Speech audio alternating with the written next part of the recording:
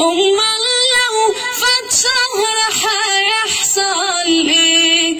طب واحدة واحدة وبلاش كل ده يجي مرة واحدة هتجنن كده. لو ده النظام معاك بالشكل ده ما اقدرش عليه.